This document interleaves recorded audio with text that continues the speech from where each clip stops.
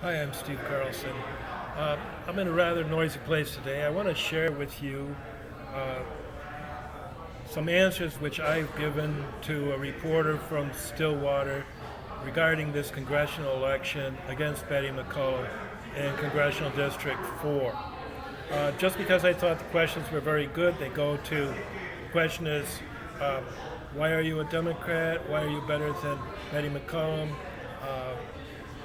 What qualifies you to be a member of Congress? What's your past experience? I'm just going to run through this for anybody who has questions about this. First question, I live in St. Paul. Elected office held before. I held many elected and appointed offices at the University of Minnesota in university governance, which is a branch of our state government. From 1976 to 1983, I was, among other things, this was not for the whole time, an alternate representative to the Board of Regents, local board chair of MPIRG at the Twin Cities campus, vice president of MISA, the International Student Association, chair of the Elections Commission, vice president for publications at the Board of Publications for the Minnesota Daily, member of the President's Consultative Committee, chair, University Senate Committee on Committees for TCSA, which is the forerunner of the Minnesota Student Association, actually stands for Twin Cities Student Assembly. CLA Faculty Assembly, University Senate, was the founder of two political parties, the Human Rights Party and Chicano Liberation Front. Altogether, I was elected to over 70 offices, which is probably a record. My occupation, I'm retired from full-time work for the moment and took early Social Security. I've worked as a newspaper editor, in sales, office work, airport services, security, and have been self-employed through intercultural services. I've also worked as a jazz teacher and language learning consultant at the University of Minnesota and from 1983 to 1986, and worked as a Vietnamese linguist with the National Security Agency, actually the U.S. Air Force Security Services, from 1973 to 1975. Now, what qualifies me to be a U.S. Congressman? I have not only the passion and insight, but the skills. To lead this country in Washington, you need somebody who is not going to be swallowed up, but will say enough is enough. We need to address and solve these issues now. I've worked in Congresses before, but more so in legislative bodies and policy-making bodies like the University Senate and CLA Faculty Assembly at the University of Minnesota. I get things done. I started the governance system of the University of Minnesota, divesting from South Africa to oppose apartheid. I worked against enrollment limitations, tuition hikes, and restricting credit loads at the nation's largest campus. I founded and chartered the first tuition student union to negotiate collectively with the regents. My positions on issues facing this nation are profound and correct and will create millions of jobs, save education, protect families, address the Mexican border immigration and good neighbor relations problem, protect national security and advance world peace, and break the gridlock. These are strong democratic positions. These are, in fact, the reasons I have sought and now seek public office. I have suspended my write-in campaign as an independent candidate for president to more directly address the issues of the constituency of Congressional District 4. I ran for this office in 2010 and 2012, and in 2014 won a statewide primary for U.S. Senate. But the questioner is, based on your website, your views don't align at all with the Democratic Party platform. Why did you choose to run in the Democratic primary? Thanks for looking at my website. I would need you to be more specific about the assertion that my views don't align. However, I can say that as a member of Congress, I'm not required to support any platform. That being said, your analysis of my views and website is incorrect. I have participated in creating platforms that are more progressive and effective than the current DFL. And you'll find these matters discussed in my website. For instance, on immigration. This is an issue that is not defined in any platform. My position has been since 2010 that we need to develop both sides of the Mexican border, working with Mexico. Bilateral human rights, bilateral security, creating a cooperative, good neighbor environment with Spanish and English, based on the Treaty of Guadalupe Hidalgo, in which there will be sufficient security, opportunity, and community on both sides to attract investment. Investment is that will allow that grow America's economy and Mexico's economy. Did you see that in my website? I believe it's the top video. Let me give you another example. While I don't believe the Supreme Court or the state can alter marriage as they have to include homosexual and lesbian relationships, I have been a leader in human rights. My focus is on stopping persecution, but not renorming. I work to stop a St. Paul ordinance that would have legalized discrimination in housing and work, and this was part of the Human Rights Party I founded. I sat at a table at the DFL convention itself after the legislature had refused to modify the sodomy laws that made homosexuals de facto or ipso facto felons. But I believe in preserving family and religious rights. Another example, at MPER, I took up the issue of divestment from South Africa because of the state's support for apartheid through investments. This was in 1978, well ahead of Barack Obama attending any demonstration against apartheid through investment. This was, so that was in 1985 that Barack Obama attended this, and we did divest. I wrote the cultural pluralism requirement at the University of Minnesota that required CLA students to take 2 classes in African American Studies, Chicano Studies, American Indian Studies, or East Asian Studies, or Women's Studies. I did that, and it passed in 1983. So your information is just incorrect. I could also run as a Republican, but I would be a change agent. I have already been a change agent in these causes through my political leadership. My views are far more effective than those of Al Franken, Betty McCollum, or Keith Ellison. They just build superficial political alliances, but do not really advance these issues at all. On the contrary, they just polarize and divide the country. I would lead more profound and lasting changes because I care, and because I insist on talking with everybody and addressing wrongs and problems while preserving the whole, preserving the United States of America. Why should voters choose you over the incumbent McCollum? McCollum is seriously uninformed and incapable of real leadership. She doesn't challenge anyone, doesn't address real issues. She is really a follower, and she's following a chaotic regime that is doing real harm to Minnesota, to the country, and together with Hillary Clinton, the world. To begin with, neither she nor Hillary have ever addressed any of the issues I mentioned above. They have no solutions for jobs and the economy, national security, terrorism, immigration.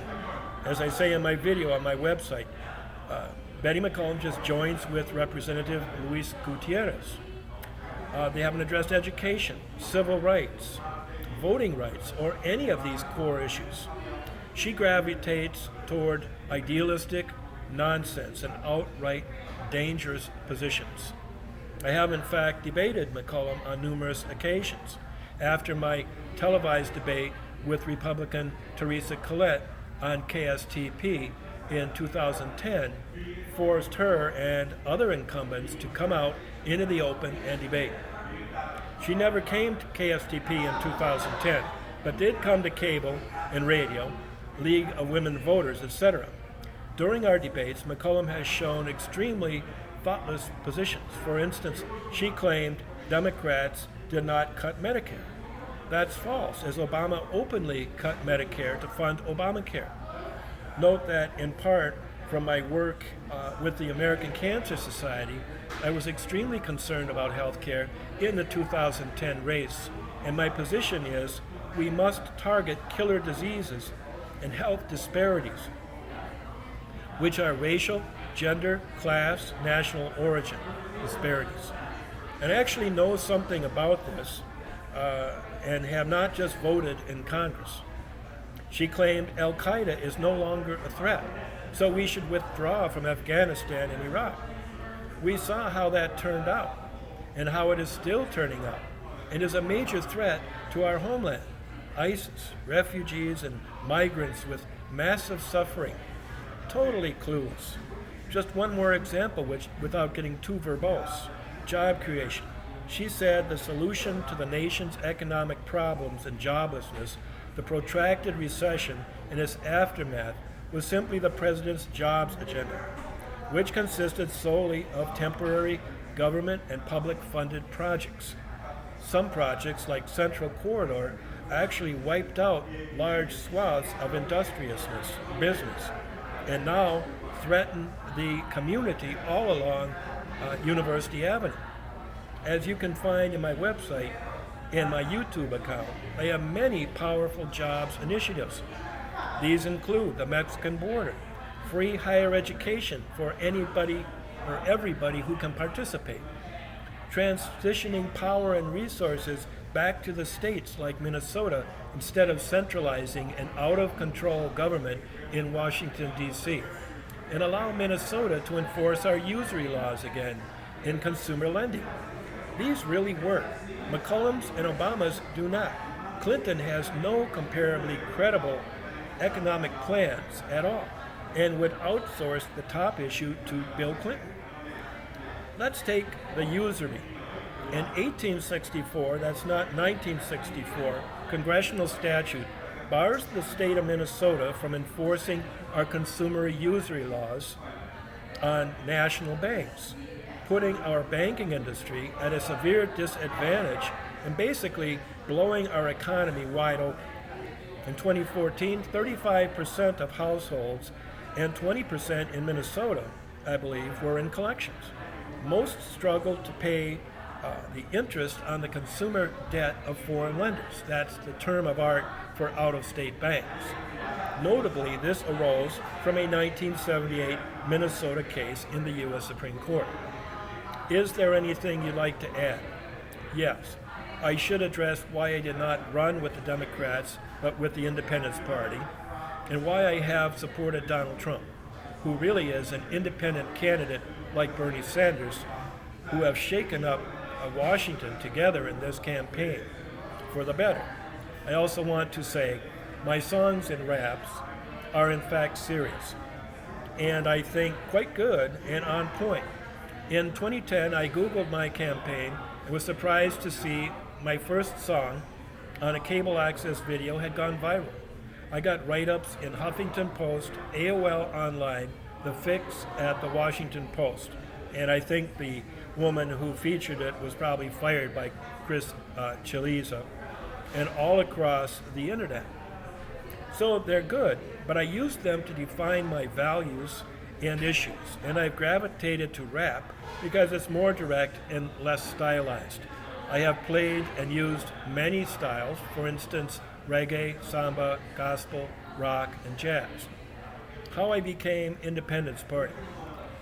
Despite my great involvement in political leadership and governance in the 70s and 80s, I have other interests, working in economic development, community organizing, and actually research and development in learning technology, what I call a personal knowledge and learning system, which I still use and would be a great benefit for everybody. I work to support my family and to advance the companies I agreed to serve. But as I saw what I call the healthcare debacle, as Betty McCollum joined to slam through this Obamacare program, which they had not even read, and which is killing healthcare right now. Premiums go up annually and severely. While Medicaid has been expanded greatly, that was not Obamacare. Worst of all, a bloated bureaucracy which focused on expanding abortion and contraceptives was put in place to actually slow down preventive programs for cancer, heart disease, and lung disease, MS, diabetes, these and other killer diseases, and did not focus on those groups with severe and deadly health disparities.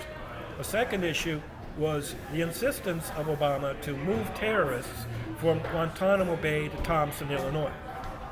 I looked at a map and saw Thompson is located down the Mississippi River, about 170 miles from Stillwater and 150 from the Mall of America.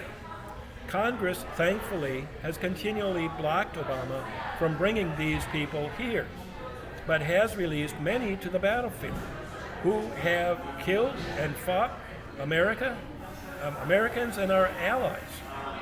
These two issues pushed me to run myself, at great risk and sacrifice, but I determined to jump into the fray. U.S. Representative was the entry-level federal office. I visited the Secretary of State with $300 I had earned from my census work. I'd been studying the filings and had not decided whether to run as a Democrat or Republican, because I wanted to see where the opportunity to make an impact existed. I knew there were gender quotas in the DFL, because I had attended a DFL precinct caucus in 2006, I believe. I was there when Amy Klobuchar first walked through. In my caucus meeting, I was a proxy for a Chicano leader who could not make it for health reasons, but had often been a delegate. I got him signed on as a delegate. After that, a woman who was chairing the meeting said, "Unfortunately, we have too many men. DFL rules require at least 50% of the voting delegates be women." She turned to me and said, "You're a proxy. Would your friend be willing to be an alternate, non-voting delegate?" I said, "Well, he is an important Chicano leader and longtime Democrat. I don't see any Chicanos here." And she said, "Oh, he's a minority. Well, we'll move on to someone else." She eliminated from voting delegates 6 or 7, I believe mostly white males. So as I stood in the office of Mark Ritchie on the last afternoon of filing in 2010, I realized that I would not be very popular if I rejected this quota voting system and ran against McCollum in that primary. 5 weeks wasn't very long. Then the OSS told me, "Now if you file with the Independence Party, you'll run in a primary, and then if you win, you'll move on to the general election." I said, I looked at the filings and didn't think anyone had filed for CD4 from the Independence Party. He said, "If that's true, you would move right into the general election." And so I did file Independence Party. That night, I received a frantic phone message from the district chair. It's noteworthy that the gender quotas I fought all the way to the U.S. Supreme Court played a crucial role in avoiding the DFL. It was not my positions, which are more Democrat than the Democrats. Trump. Just a few words about Donald Trump. If you know anything about politics, you know that the issues are always avoided and clouded over by personal attacks in elections. The better candidate you are, the more intensified the attacks become, until in the end you get serious threats and cheating. I first noticed there were 2 independents in the presidential race who were doing quite well, Bernie Sanders and Donald Trump. I took the time to look at one of his rallies, Trump's rallies, the one in Arizona, talking about immigration in 2015. Looking into it, I realized he had won the California primary for the Reform Party, the Independence Party, that is to say, my party, for president in 2000. My very first issue I addressed in 2010 was immigration, which was triggered by what I called the Arizona statute, SB 1070, which I used in my song and rap. The verse went, well, the Arizona statute keeps spreading each day, but it's unconstitutional, not the American way. All people got to work and then to make it pay, unquote. That's the song. Now, based on my work in Chicano studies, I never took a class, but was friends with the instructors. I realized that the Treaty of Guadalupe Hidalgo was the touchstone of solving this problem. And my board of proposals are founded on that good neighbor approach, as well as equity for the Mexican land titles, which were dishonored by the U.S. Senate in ratification. Now, this looks like a long way from Donald Trump. However, as I listened to him, and as he posted his specifics on his website, I realized that his plan fits directly into my own vision. A wall, properly conceived, can provide the kind of security and certainly for businesses, a certainty, that is to say, for businesses to invest. In turn, those businesses can fund proper security and a wall. Mexico should pay for it, but as Trump has said, that will be a down payment on a relationship which will benefit Mexico and Mexicans and the U.S. The art of the deal. But what really struck me, I understand the very real danger that faces Arizona and realize that they have an absolute right to defend themselves.